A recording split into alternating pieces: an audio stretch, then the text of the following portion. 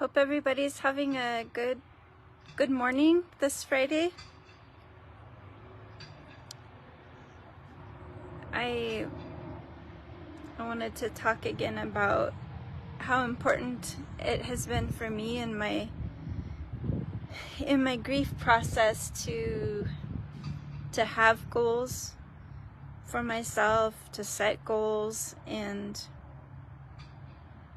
I can't emphasize this enough.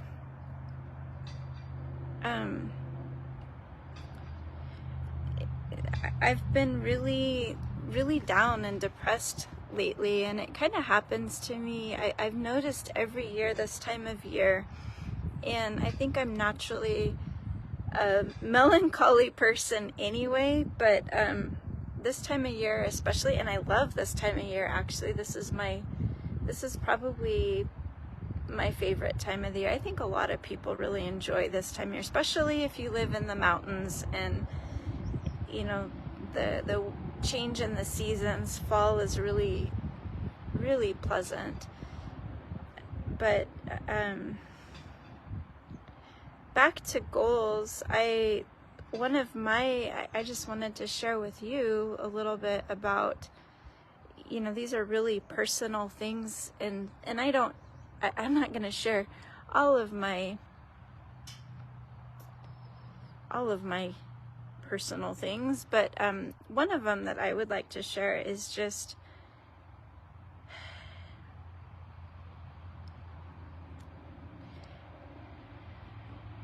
how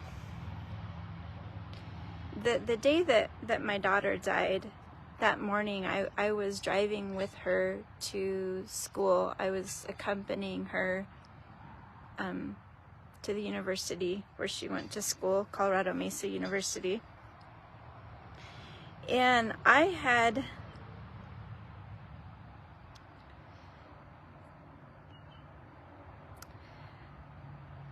hadn't meant to talk about this just now, but it came up.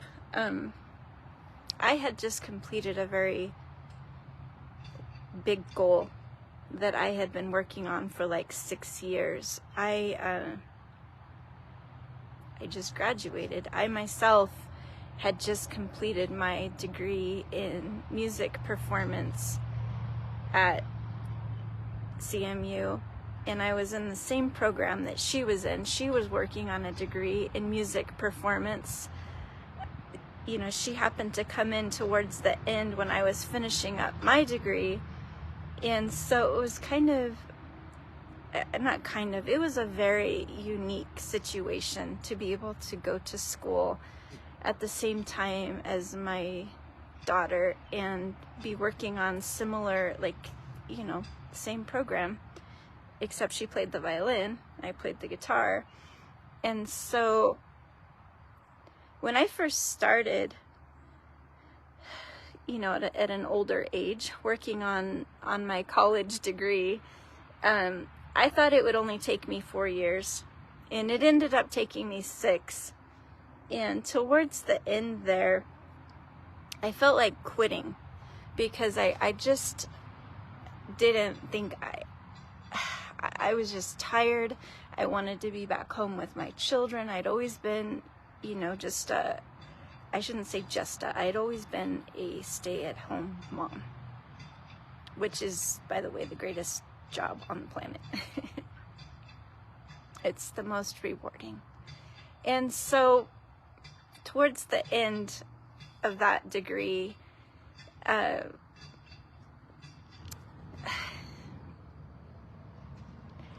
Amy, thank you for jumping on for a minute. I'm gonna keep talking, and you can go back and listen in a little bit if you need to. So towards the end of working on that degree, I ended up becoming pregnant again with my 4th child, and so that kind of took the wind out of my sails. Not that I didn't want him, because I was bound and determined to do everything I could to take good care of this little person that I was newly blessed with, but it really made it difficult for me to be able to focus on finishing up my degree. And I had just a few things that I needed to finish up with, and the biggest of those was my senior recital. And I was ready to quit, and Josie told me, she says, Mom, she said, if you quit, she says, I will never forgive you. She says, I'll be so mad at you. So I kept going for her. And I tried to remember when I had first made that goal, and how right it felt at the time to set those goals for myself. And it was a very long process. It took me 6 years. And I finished that senior recital. It was the last thing that I had to do to complete my degree. Hi, Fern. It was the last thing that I needed to do. And this was in December. And my little girl was there to help me. She was on stage, you know, between each and every piece that I performed. She was back there to give me a big hug, because, you know, I have really bad stage fright. And she even performed with me, which was the culmination of what I now call our senior recital, because she was a junior and she had very little left to work on for her own degree in music performance. And so she really literally, like quite literally, took me by the hand and helped me work through this. At that time in my life was the biggest goal that I had ever, you know, actually reached and completed. And that was literally the last thing I had to do. This was in December. And at that point, it wasn't even really about, you know, reaching the goal. It was about completing something that I had begun, something that I had committed to do, and following through with it, even though, you know, I didn't feel like it. And she walked me through that. And so little did I know that she would die 2 months later. But at that time in December, I was so relieved after I finished. I finally completed my goal, and I was so relieved. You know, it felt so good to have, you know, reached the goal. I reached the goal. And I had in my mind set that I was going to graduate in May. Even though I had finished everything in December, I thought, you know, I turned in all of the paperwork I needed to graduate, and so I thought I would be graduating in May. So come February 6th, just 2 months later, the morning that she died, I was sitting there with her, drinking my mate like I always do, you know, getting ready to take her to school that morning. And as I sat there, you know, just laughing and joking with her, we were very close. I asked her to bring me the mail that my husband had just set on the shelf by the front door. To bring me the mail. So she goes to get the mail. I had not meant to talk about this today. It just came out.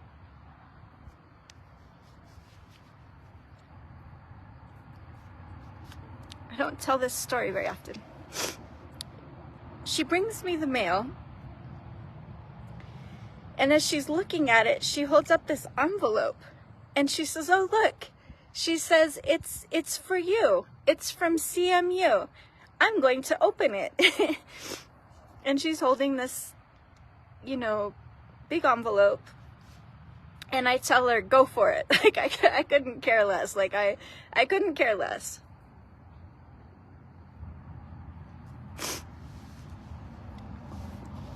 So she opens the envelope.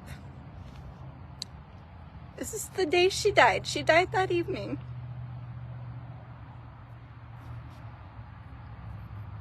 And she presented to me my diploma. My diploma was in the mail. And she opened it the morning she died.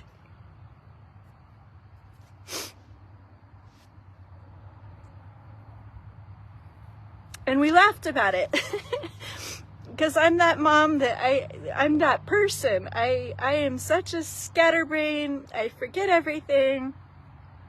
And it was so like me to have missed my graduation or whatever. Who knows, you know, at that time, at that moment in time, you know, I was very baffled why I was getting this diploma in the mail, because I thought I was set to graduate in May, even though I'd completed all of my stuff. Well, she took a picture of me holding my diploma, and we joked about it all that morning as I took her to school. You know, who misses their graduation? Like, who forgets, you know, whatever. And so here I was graduated, you know, all finished up. And so the conversation that morning was, you know, what are you going to do now, Mom? And so that was my last conversation with my precious daughter. You know, we discussed my life goals moving forward. We discussed her life goals moving forward. And that's what pulled me through. Having a plan. You know, she died that evening, and I look back now and I know that that wasn't a coincidence that she presented that diploma to me.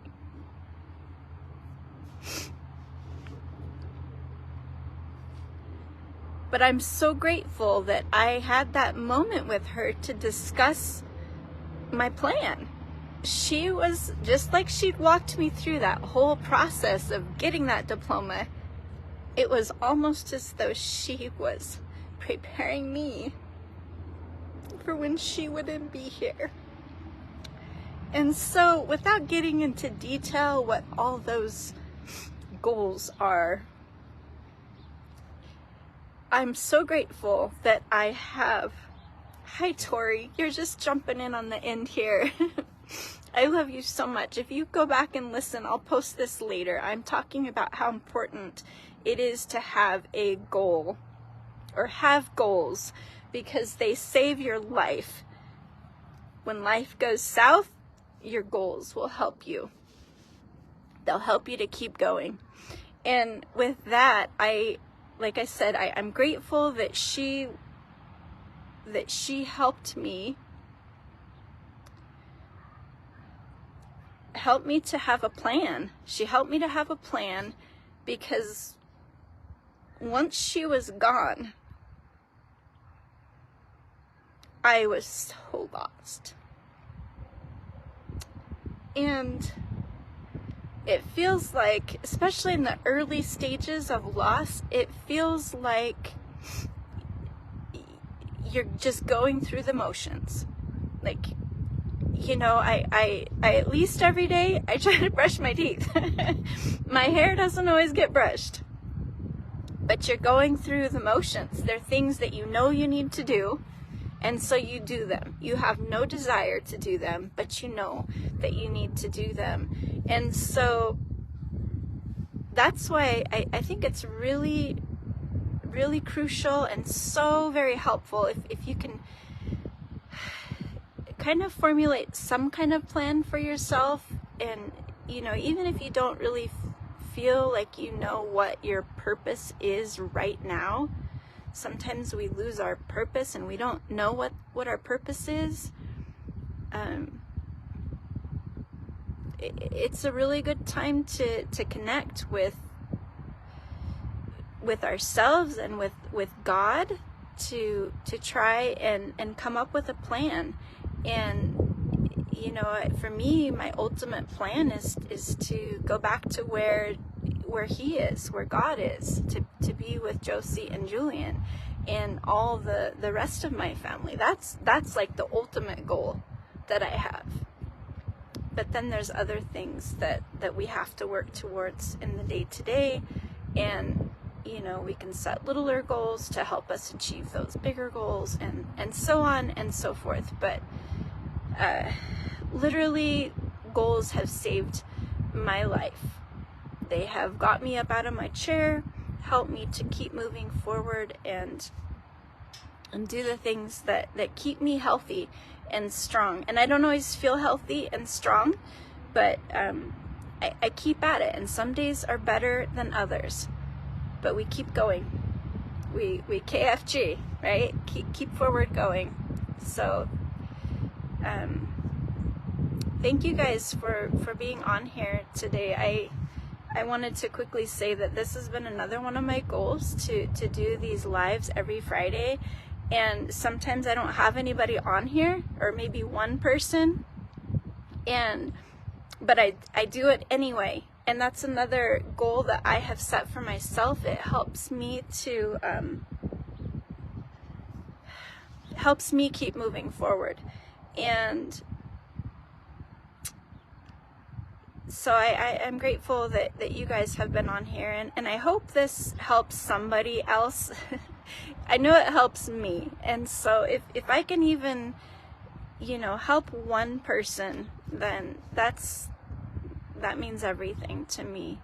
So I love you guys all, and I really truly pray that you have a good rest of your day, and you keep looking up and keep moving forward.